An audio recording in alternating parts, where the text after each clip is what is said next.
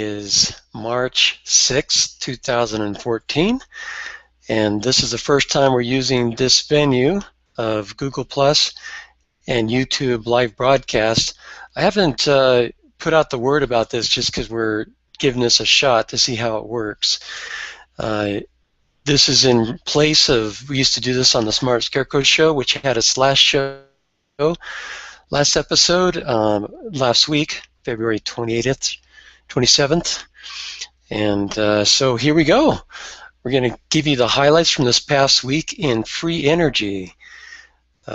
Heading this week, Blacklight achieved semi-continuous plasma power production. They posted 3 videos on the 2nd of March showing basically 2 cylinders rotating, actually rotating rotating so they would come together in the middle, and then basically they were arc welding or seam welder wheels, 2 copper wheels, and then they had some kind of a tape or something in between to give the distinct places where as the wheel came together, the arc would discharge and supposedly ignite. I don't know if it was their hydrino or water or what they had in there. They didn't explain. We did get a few answers back from them that we asked, posted a story about this. But they showed it. The longest one was about 15 seconds long. They had 3 runs, and kudos to them for showing us their progress. It looks like they've got quite a bit of work left to do, and they admit that they've got at least 6 months left to try and refine that process. So progress from Blacklight. I got my LNR2 Market Weekly up, March 6, 2014 today. Highlights this week include the people at International Hydrogen. What's IH stand for? I can't remember. The company that licensed Andrew Rossi's technology believe in the work they do, Andrew Rossi says. There's an HCAT video. This is a different technology. I'm going to be doing a special story on this. I did an interview with Justin Church about 3 days ago. I'm going to be doing a special story. Basically, they're taking hydroxy, running it through a catalytic converter, and the catalytic converters that you can get off the market have an epoxy with platinum, palladium, and other precious metals, nanomaterials embedded, and they're reacting on a possibly a cold fusion level, and so they're not igniting the hydroxy flame going in. It's just a hydroxy gas passing through the catalytic converter, interacting with the platinum and the palladium, and it's heating up the catalytic converter to above 1200 degrees Fahrenheit inside, gets up to about 400 degrees Fahrenheit on the outside. This is basically a heater. As it is now. This is open source. This is open for people to take and to build businesses making these LNR catalytic heaters using hydroxy gas. And they're going to be optimizing, figuring out just what the over unity is, if it's over unity, most likely is. I mean, we're talking 150 watts in, and they're getting this copious amounts of heat from a nuclear reaction with the, they don't have to preheat that catalytic converter. This is room temperature, atmospheric pressure. It's not vacuum. What would happen if you gave it optimal conditions? You did some preheating. What if you had a lower pressure or a higher pressure? Basically, it's mimicking what Andrew Ross is doing, what Def Callian's doing in the LNR sector. And these guys are going commercial. This is an open source project. You can start making these things, dress them up a little bit. You probably wouldn't want to have a catalytic converter with a hydroxy generator in your living room. That might be a conversation piece, but it wouldn't look very good. Dress it up nice and start selling them to your neighbors. It could work really well. The amount of energy it takes to make the hydroxy gas in the first place, running through there, making your heat completely clean, safe. You want to be sure that you're not producing too much hydroxy gas. It doesn't take much to run through there and heat it up. Because if you're producing too much, then you have that steel stoichiometric mixture that's coming out, and could ignite if somebody walks along with a cigarette or spark or something like that. That wouldn't be pretty. But by the time it diffuses in the air, not a problem. It's not going to ignite at that point. And so if it's done nominally within certain circumstances, completely safe, no pollution, you get water and air and heat as your products of this process. So very exciting stuff. We'll be doing like I said, a feature story with our interview that I did 2 or 3 days ago with Justin. Another Leonardo market highlight from this week, they also did some crowdfunding for quantification of this effect to try and get some numbers on how much energy are they getting out in heat versus how much energy they're putting in the electricity to make the brown gas in the first place. MIT LNR demo dialogue. This is that Cold Fusion 101 class at MIT. Ms. Schwartz and also, what was the other guy? Hagelstein. There were, I don't know, 5 or 6 stories about that. Excellent interviews and reports on that. Another story about disruptive technologies and strategic shock in relation to LNR technology. NASA and LNR aircraft, several 2 or 3 stories on that. Mitsubishi has a new LNR patent. 2 upcoming events this month. One's on the 10th, just 4 days from now, and the one's coming up on the 21st, 22nd. I think those are both in the U.S. Those are on that page. And I should also note that we did a Leonardo Market weekly compilation on the 20th of February, and I never linked up to it in our news because I meant to finish it out. I had the ECAT World compiled, but I didn't have the other news sources pulled into that. So I ended up not ever getting around to that. So basically we have an unfinished report from that day. So if you want to get the full report in the last month, you want to review that page as well. And also there's several reports on Blacklight semi-continuous plasma that I just mentioned. Moving on, there's a new website, generator-motor.info, for generating electricity. This is news out of the Ukraine, good news. There is good news coming from Ukraine. It's not all chaos. 3 inventors there have teamed up to develop and patent a very simple energy generation system modality that consumes less power when the load increases, similar to Thane Hines, what he's claiming. They say it can be used as a standalone power system, though they're not to that point yet. Then we got an email from the people over at the Milkovich group pointing out that the book by their associate Jovan Marjanovic predates their website and their patent and has basically their 3-phase design on the cover, so probably makes their patent ineffectual because it's predated with that prior art. And they're using 3 coils instead of 2 coils in the original Phi generator. Another story out of the Ukraine, good news again. And the person who posted this one said it's even better news. A scientist who have made a Tesla generator. Looks really quite fascinating. You want to check that out.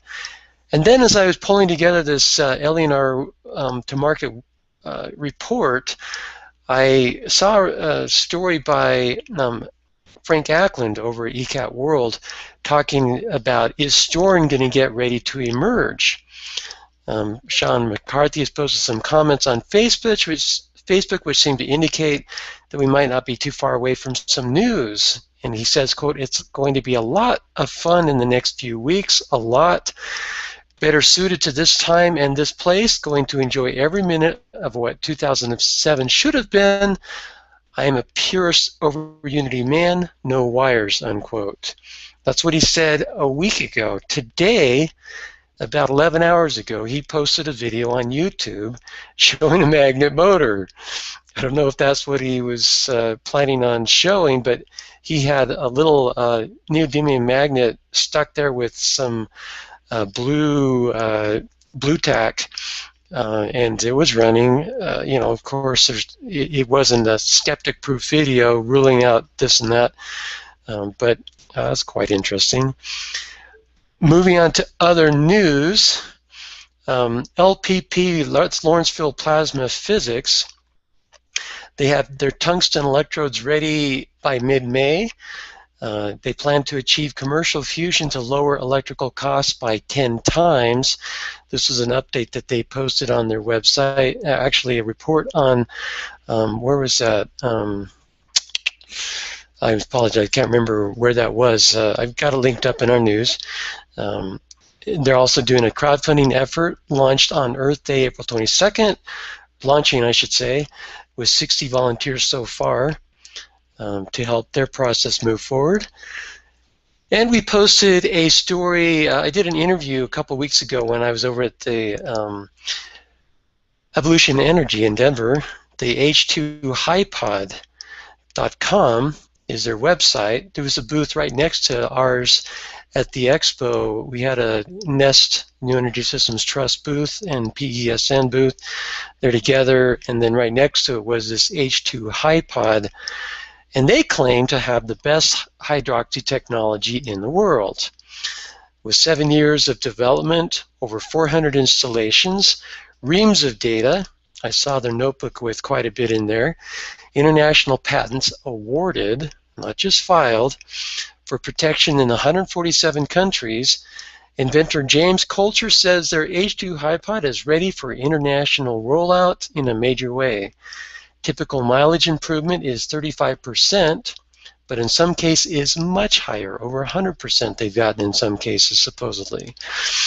Their website's not that great yet. They need some improvement there, but I certainly recommend taking a look if you're in that market for licensing technology like that.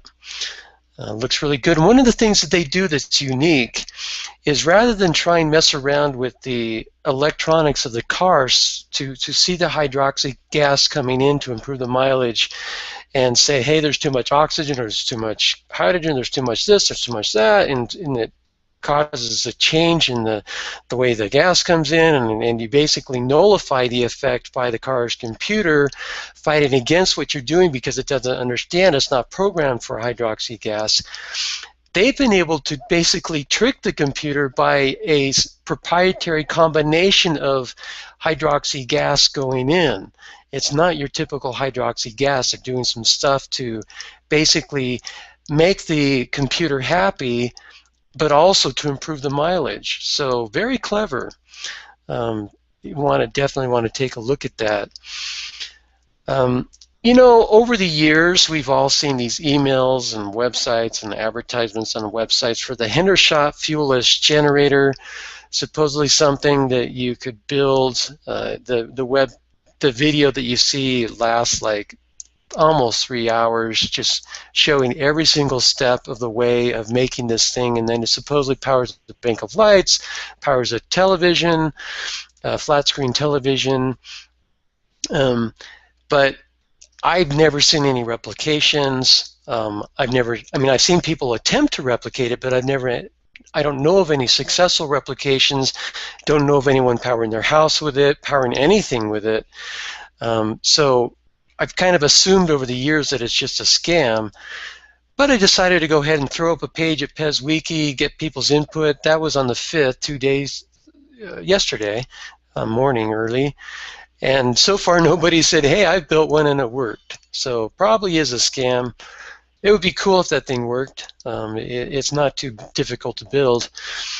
There was another technology that came along that we featured. I don't see it in my link. Maybe I didn't get that up in my linked up in my index. A group out of Russia has been doing some replications of the Kapanazi generator. That's a solid state system, and there's a couple of videos that look really good that seem to have over Unity getting quite a bit of traffic on those. You want to go check those out. I think we titled it Russian Group Replicates Kapanazi, and we call it an open source page. We posted a set of schematics that they're using in their replications. Link to a couple of the Russian and the overunity.com forum where they're talking about this. A lot of threads on there. I mean, there's a lot of discussion, so you might have to weed through a lot of stuff.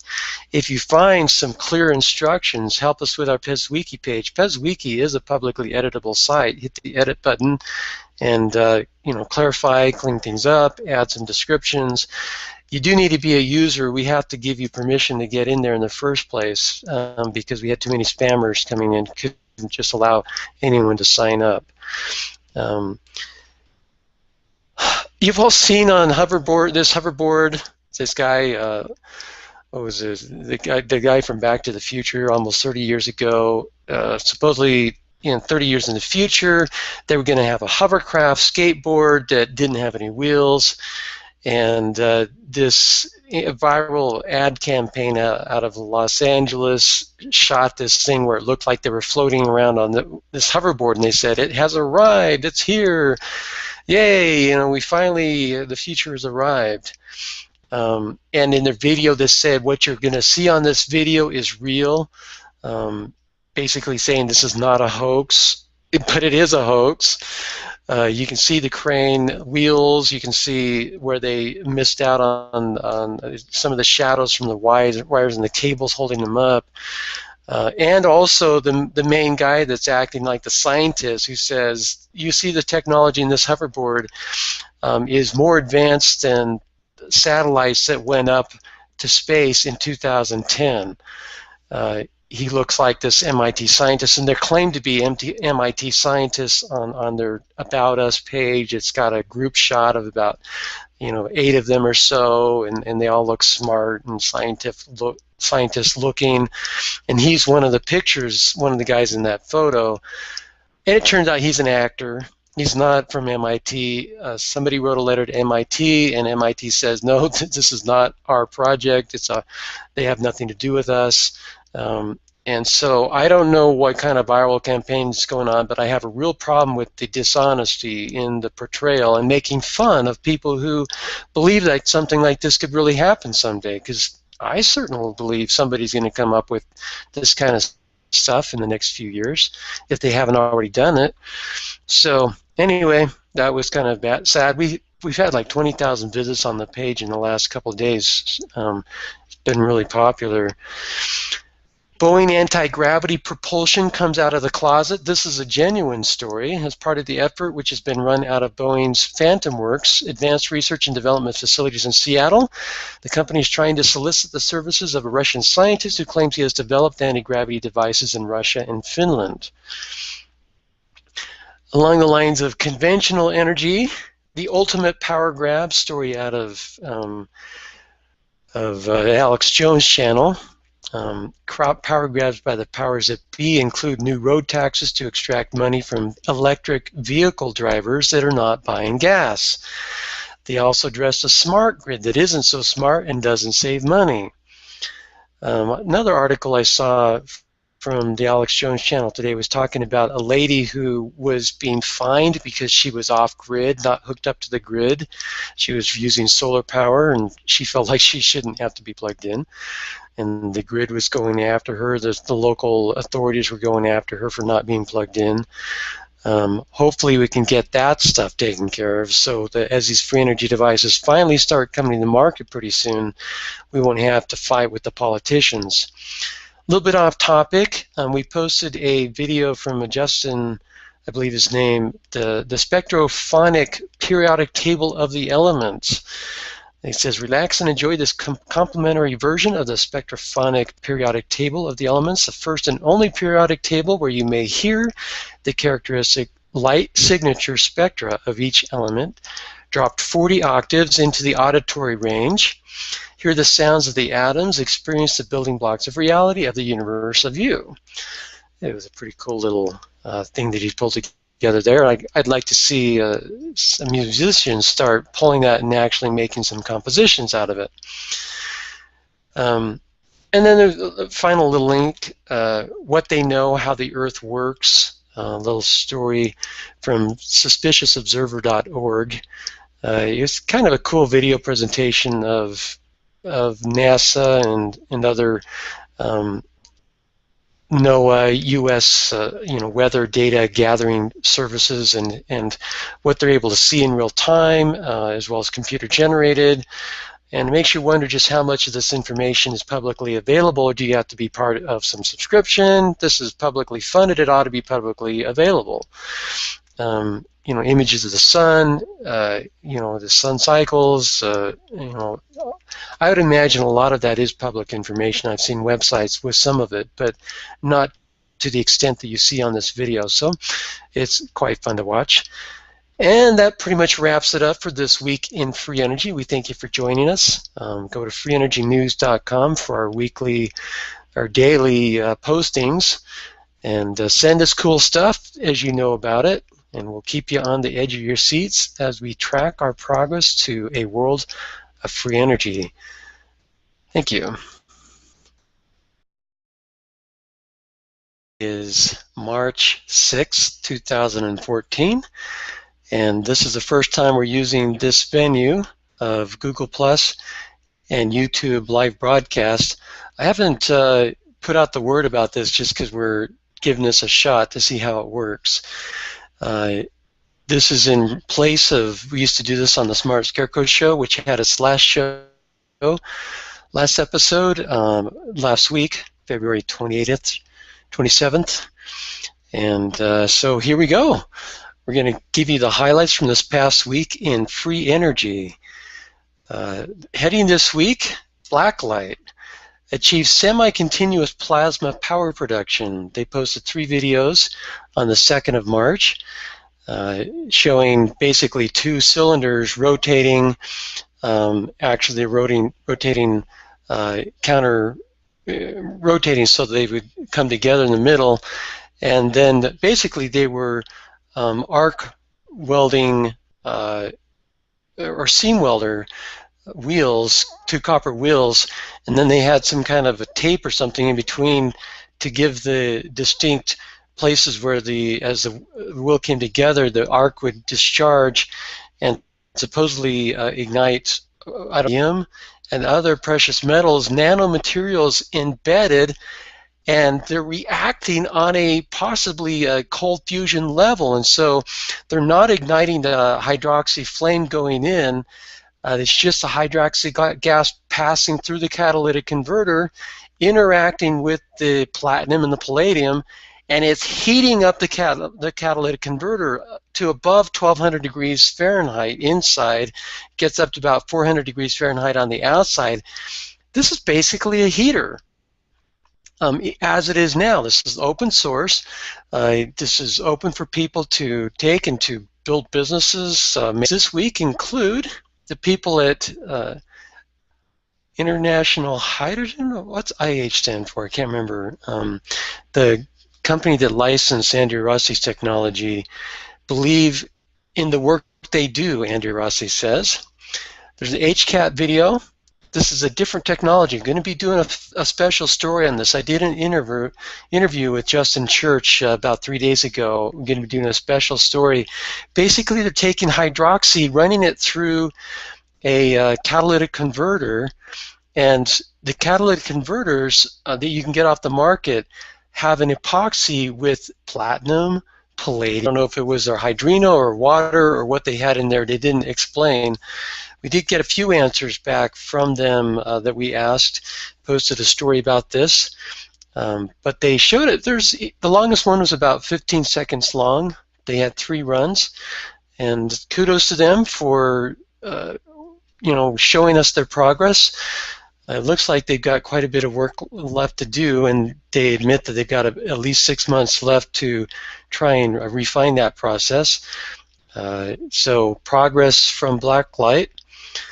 I got my LNR2 Market Weekly up, March 6, 2014 today.